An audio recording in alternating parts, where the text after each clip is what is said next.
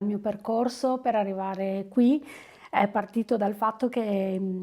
durante l'università io lavoravo in uno studio legale dove ho trovato l'avvocato e l'avvocata che mi hanno insegnato la professione. L'avvocata in particolare, l'avvocata Daniela Abram, era già fondatrice della Casa delle Donne, insomma una delle avvocate che aveva aiutato proprio alla fondazione del centro. E insieme all'avvocato Marico Bonetti, con cui studio ancora oggi, che invece mi ha insegnato tutti gli aspetti della professione penale. Diciamo che è stato grazie al fatto che appunto già frequentando l'università ho frequentato lo studio legale cioè lavoravo nello studio legale e ho frequentato la Casa delle Donne, che mi sono molto appassionata, diciamo, a tutte le azioni di tutela delle donne e soprattutto di contrasto al fenomeno della violenza di genere, che è un fenomeno che, come sappiamo bene, è pervasivo della nostra società. E, proprio lavorando quindi nell'ambito del diritto, quindi il concetto di difesa, declinato però rispetto alle vittime, che sappiamo non essere proprio le protagoniste del nostro ordinamento giuridico, che è tutto concentrato sugli imputati. E questa è stata, diciamo, la prima parte che mi ha molto appassionato. I contatti col centro antiviolenza poi chiaramente si sono intensificati nel corso degli anni, un po' con l'esperienza, dopo mi sono laureata, ho fatto la pratica professionale, quindi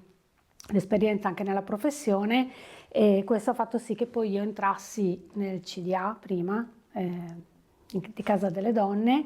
e poi sono diventata presidente per un anno dal 2015 al 2016, quando invece l'ex sindaco Virginio Merola mi ha chiesto di partecipare alla sua giunta nel suo secondo mandato, e ho avuto appunto la fortuna, la possibilità di essere assessora alle pari opportunità con deleghe specifiche per la tutela dei diritti e il contrasto alla violenza, quindi declinare in qualche modo la mia attività di tutela delle donne anche in ambito istituzionale. Quando è finito il mandato nell'ottobre del 2021 sono tornata, diciamo, nel mio mondo, che poi è questo, quindi sia a svolgere la mia attività professionale che ad essere presidente di Casa delle Donne.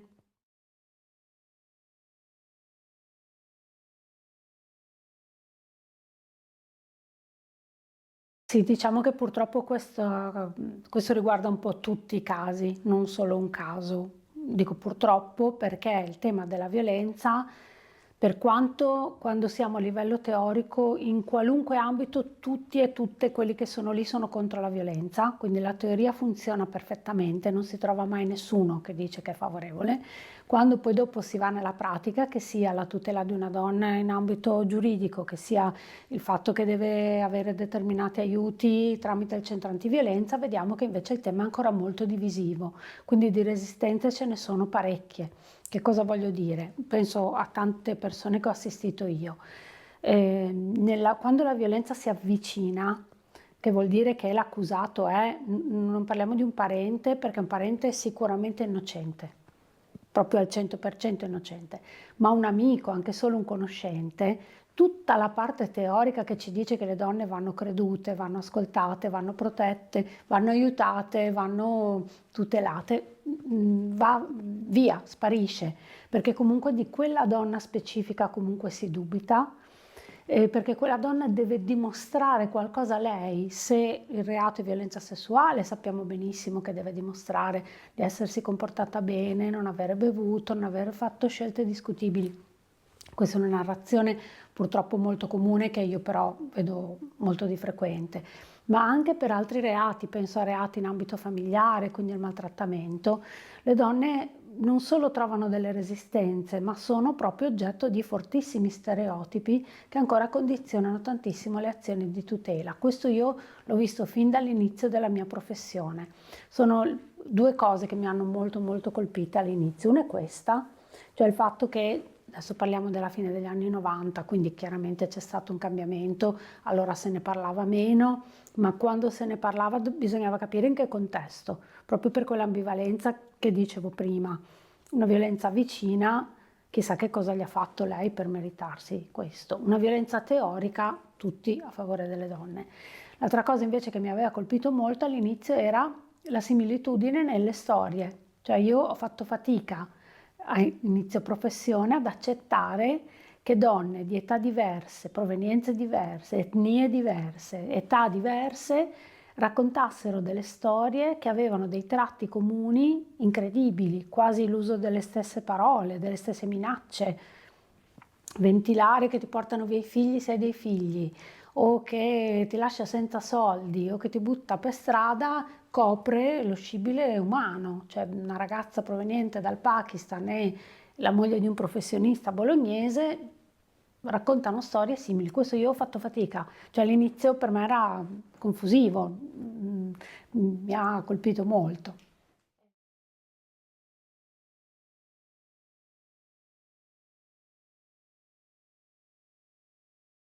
Allora, il tema del linguaggio è molto complesso e forse un po' ambivalente anche questo. Parlo ovviamente di quello che ho visto io, sempre a partire dalla fine degli anni 90.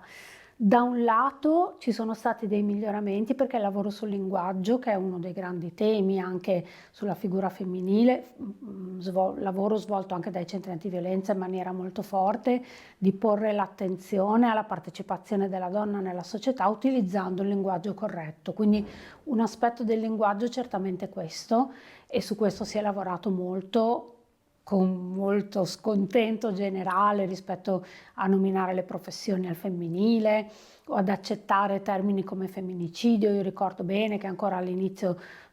degli anni 10 del 2000 c'era molta resistenza a parlare di femminicidio, termine che, lo dico sempre, è stato sdoganato dalla stampa. Noi con una fatica terribile nei centri abbiamo cercato di introdurlo, ma finché nel giornalismo non si è iniziato a utilizzare non passava, e ai convegni ci chiedevano: perché avete bisogno di una parola, che cosa volete raccontare? Oggi se diciamo femminicidio tutti e tutte sappiamo perfettamente di che cosa stiamo parlando. Dall'altro il linguaggio è declinato invece nell'altro aspetto, cioè quello di faticare molto nella narrazione corretta della violenza. Allora, io devo dire che di passi avanti ne abbiamo fatti un po' in tutti gli ambiti, non posso dire che non è vero, cioè ho visto un'evoluzione effettiva, però questo è un tema su cui ancora si fa tanta fatica. Se parliamo di come vengono raccontati ancora oggi i femminicidi, cioè di linguaggio in questo senso, di linguaggio giornalistico, di utilizzo dell'episodio del raptus, cioè ci sono concetti che noi proviamo ancora con grande forza a nominare proprio per sgranare, no, per togliere i nodi della difficoltà, ma a livello comune questo ancora fa molta fatica a passare. Diciamo che c'è sicuramente un vantaggio nel fatto che se ne parli, almeno sono temi che sono molto affrontati, questo sicuramente aiuta. Però se lo spostiamo appunto dagli ambiti professionali, andiamo nella società comune, facciamo ancora tanta fatica sia ad utilizzare un linguaggio comune che è rappresentativo di concetti giusti o sbagliati, insomma appunto nella narrazione. Il raptus, se parli al bar ti dicono sì, o sta male, quindi un uomo malato, concetto di amore malato, qualcosa contro cui noi abbiamo sempre molto da dire, perché non è un amore, uno, e non è malato, due, perché sennò ci sarebbe una pastiglia arrivati a questo punto che risolverebbe molti problemi, ma non c'è, e quindi vedo un grosso miglioramento, anche se è ancora molto dura, rispetto al linguaggio inteso come utile per la figura della donna nella società. E ancora molta fatica invece al tema del linguaggio come narrazione corretta di quello che le donne effettivamente subiscono, nell'ambito appunto delle varie forme di violenza che subiscono e come queste vengono raccontate. Do atto di passi avanti, ma secondo me su questo c'è ancora tantissimo da fare.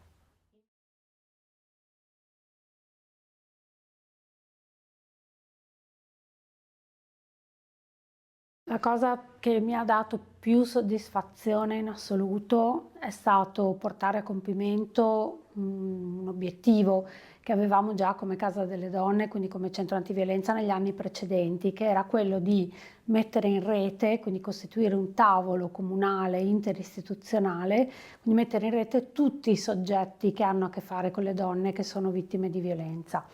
Per tutti i soggetti intendo non solo le associazioni che hanno proprio questo come obiettivo principale, ma anche i tribunali, i sanitari, le istituzioni, tutti quelli che possono, le forze dell'ordine, insomma tutti i soggetti che possono incontrare una donna in fase di uscita dalla violenza nel suo percorso, che sappiamo che è un percorso molto complesso. Quindi questo siamo riusciti a farlo. C'era un embrione di progetto già prima che appunto grazie a questo ruolo sono riuscita a, diciamo, attuare,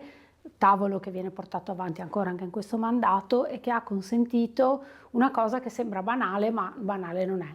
Cioè, i soggetti del territorio che lavorano tutti nella stessa direzione si sono conosciuti, hanno capito che cosa fanno gli altri, cioè qual è il pezzetto che fanno gli altri soggetti, hanno potuto dire il pezzetto che facevano loro e questo ci ha aiutato in alcune situazioni proprio a sciogliere quei nodi che non consentivano magari dei processi fluidi, questo senza aspettare che cambiassero le leggi, ma perché appunto non in assoluto, ma perché a Bologna in questo territorio c'è quell'ufficio che deve parlare con un altro referente, quindi mettendo tutto molto nel concreto. Su questa linea noi abbiamo lavorato nel periodo che appunto avevo queste diverse deleghe per i diritti anche con le associazioni LGBT, QI+. E,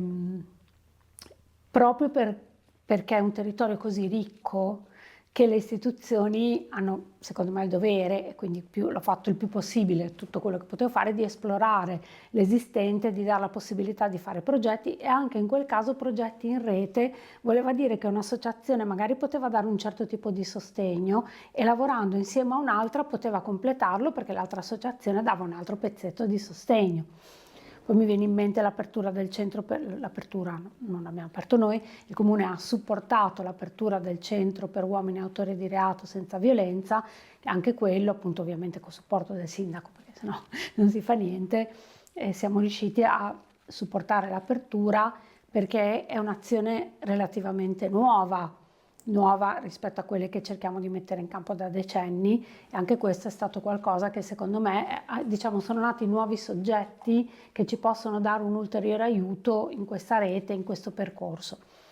La violenza è un fenomeno estremamente complesso e nessuno di questi soggetti da solo ce la fa. Quindi alla base c'era, mettiamoci tutti insieme e cerchiamo di capire appunto come aiutare le donne. Questo era un concetto abbastanza semplice, ma poi nell'attuazione ci sono voluti tempi e sforzi. Diciamo così, che la parte su cui invece mi sento di non essere riuscita e sulla quale spero che l'amministrazione continui a lavorare è proprio il fatto invece di pensare,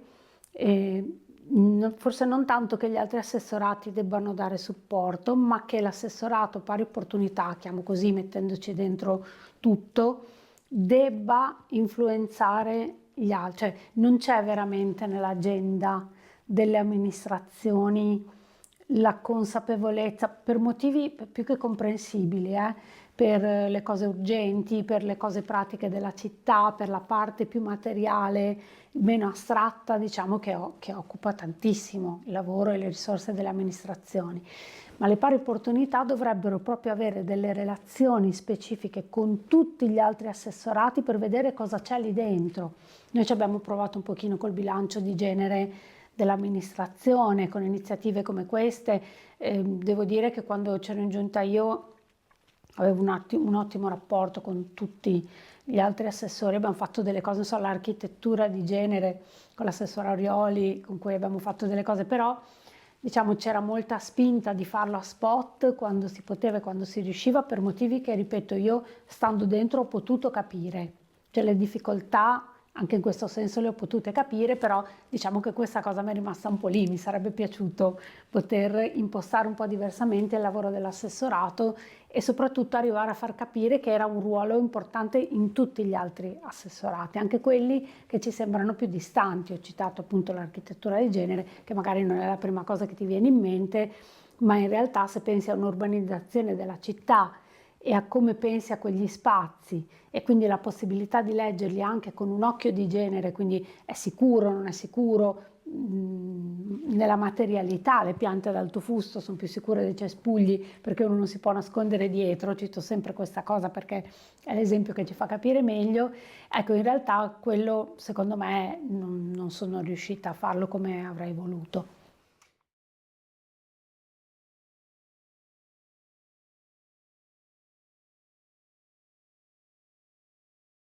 Allora, io Parlo ovviamente della mia esperienza che è stata solo quella, di quel mandato lì, non solo nel senso che è stato poco, è stato anche molto, però diciamo l'unica mia esperienza. Io non posso tanto parlare di resistenza perché se devo essere sincera c'era un clima, una disponibilità personale del sindaco ma anche degli altri assessori che proprio non posso proprio permettermi di parlare di resistenza perché non ne ho incontrate, cioè onestamente.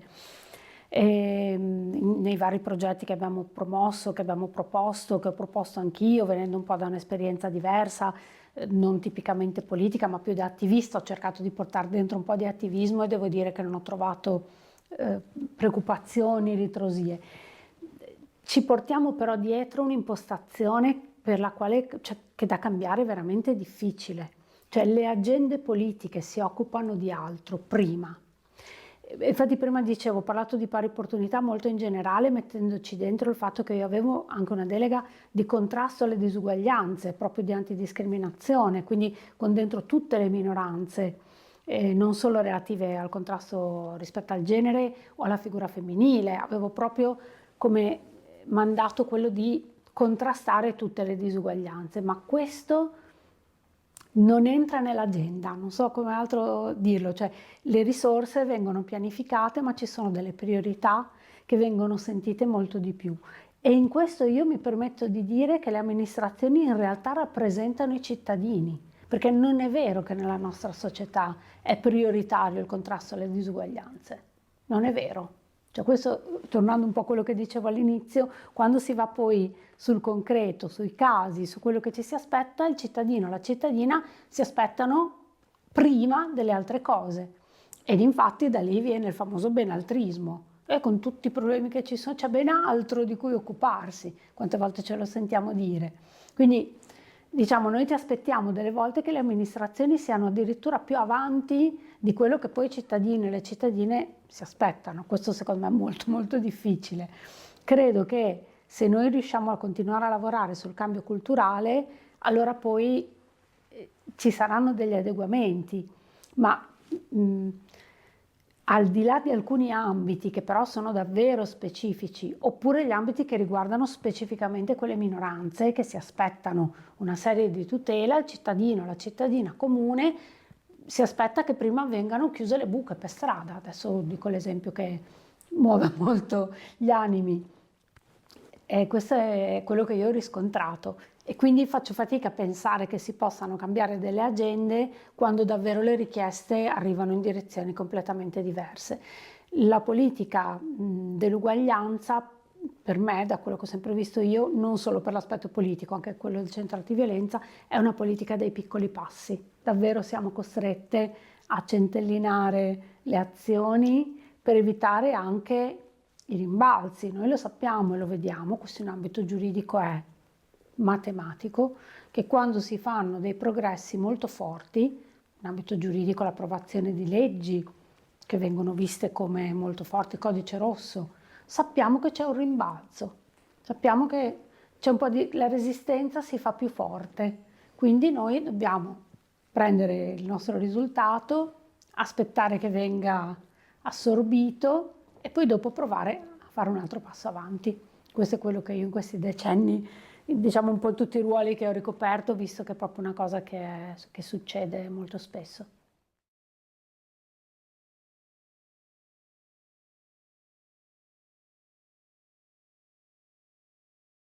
Allora, è un dialogo per forza che va costruito sul rispetto e anche sulla realtà. Che cosa voglio dire con la realtà? Che nonostante ci accusino di essere particolarmente ideologiche, io credo che il mondo vada guardato per quello che è, per com'è, togliendo tutte quelle sovrastrutture che sono gli stereotipi famosi che ci dicono come dovremmo essere, cosa dovremmo fare, uomini e donne. Questa cosa degli stereotipi colpisce uomini e donne e ci porta dentro quei binari che poi a un certo punto ci fanno scontrare evidentemente. Rispetto ai giovani, seguire anche un po' l'onda che adesso insomma i giovani è un momento che si stanno facendo sentire, no? L'ambiente, ci sono alcuni temi molto importanti, ma qualunque siano i temi, il rispetto per se stessi, per primo, quindi, e la capacità di dialogo. Questa sembra cioè dico delle cose che capisco che possano sembrare delle grosse banalità, ma sono quelle contro cui noi continuamente ci scontriamo.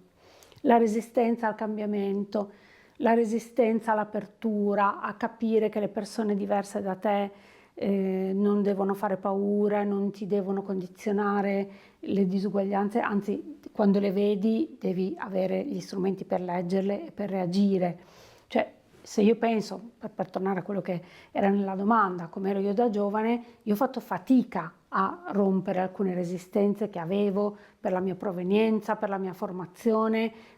lontana da dove sono adesso. Ho fatto fatica e solo guardando le cose come sono, conoscendo persone diverse, guardandole per quello che sono, non pensando io a come loro dovrebbero essere, perché magari se io sono fatta così, allora... Cioè, questo dovrebbe essere l'argomento della famosa educazione affettiva, sessuale, del rispetto, col nome che vogliamo, che non faremo, perché sicuramente non adesso, per la situazione politica che c'è in Italia, ma dobbiamo avere anche l'onestà di dire che non è stata fatta neanche in periodi politicamente più favorevoli, quindi evidentemente o non c'è ancora la vera consapevolezza che questo è un tema enorme che ci potrebbe aiutare tanto, o non c'è la volontà, perché di fatto siamo ancora qui che andiamo nelle scuole di tutti i gradi solo con la disponibilità del dirigente scolastico e dei professori che ci accolgono. Qui parlo come centro antiviolenza, così, cioè non è che c'è un programma che ci consente di avere un'apertura, un confronto. Allora, togliendo l'ideologia, togliendo la convinzione che alcuni temi siano vengano da un'ideologia, perché questo non è vero, mi dispiace, ma su questo, cioè, a me sconvolge l'idea che il tema della violenza di genere sia divisivo, mi sconvolge, sinceramente, lo trovo che a livello sociale che venga considerato ideologico per me è follia, considerato quello che vediamo che succede tutti i giorni, più materiale di quello mi sembra che non ci sia. Quindi una prospettiva, cioè un'indicazione per il futuro passa secondo me necessariamente dal rispetto di sé e degli altri, fondato su una lettura sociale che sia però realistica, quindi non un mondo come io vorrei che fosse, ma partendo dal mondo esattamente com'è, perché sennò non si fanno passi avanti.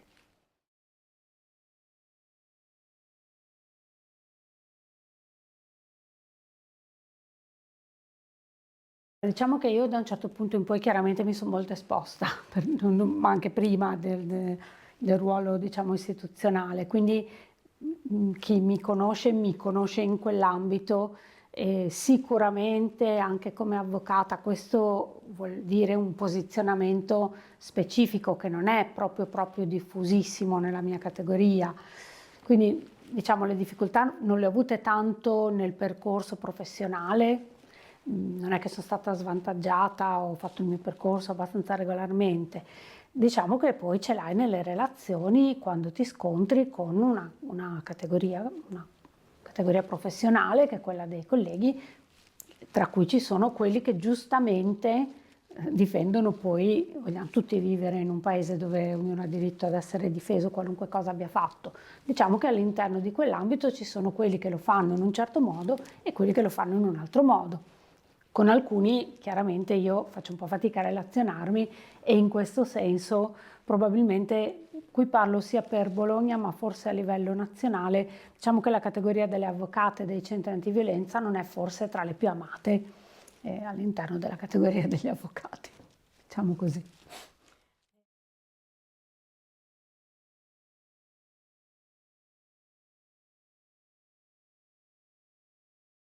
Allora, avrei più l'auspicio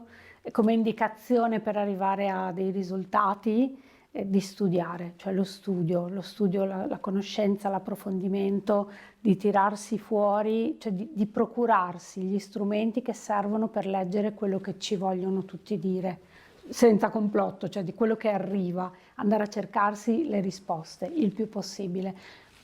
Questo mi permetto di dirlo sia a uomini che a donne, perché è utile per tutti. Anche gli uomini devono uscire dai loro stereotipi, non solo le donne.